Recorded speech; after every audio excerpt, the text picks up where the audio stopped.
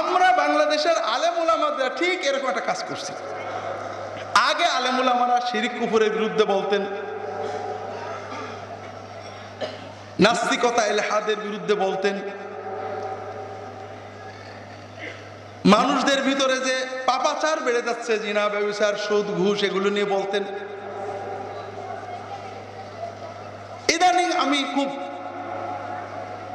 উদ্বিগ্নের সাথে অথবা উদ্বিগ্ন হয়ে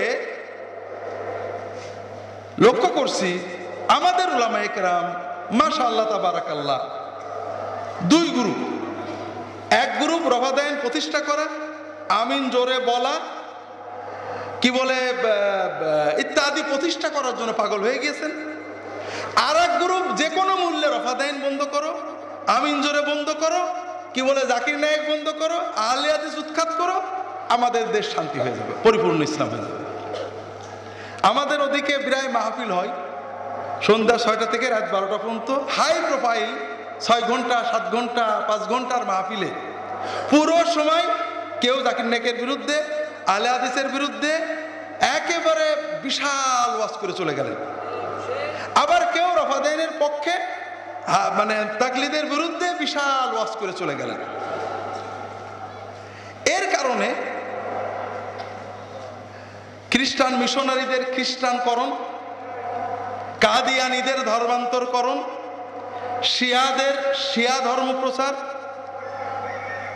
রেডিও টেলিভিশনের মাধ্যমে শিরক কুফর ইলহাদ ব্যভিচার মদ মাদকতা প্রচার, মানুষের চরিত্র নষ্ট, মাজার ব্যবসায়ীদের মাধ্যমে মানুষদেরকে কবর পূজারী এবং জীবন বিমুখ বানানো, এগুলো এই সব কাজে যারা লিপ্ত আছেন তারা দুর্নীতিবাজদের মতোই নিরাপদে আছেন এখন। তো যেটা বলছিলাম ভাইরা, এটা হলো ব্যথা বেদনা, এটা আপনাদের সাথে শেয়ার করা, কারণ আমাদের তো কিছু বলার নেই। অদ্ভুত ব্যাপার, একটা বিশাল মাহফিলে শুধু রফাদাইনের রদ করার জন্য বড় বড় আলেমরা, অথচ ওই এলাকায় একজন হয়তো রফাদাইন করে না।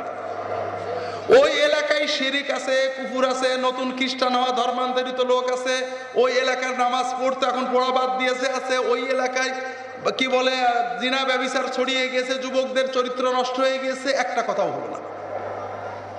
ঠিক ভাইস ভার্সা, বিপরীতটাও একই অবস্থা।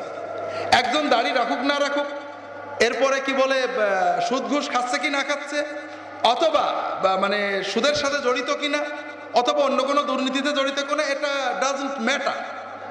সে রফাদাইন করে কিনা তাহলে আমার কথা।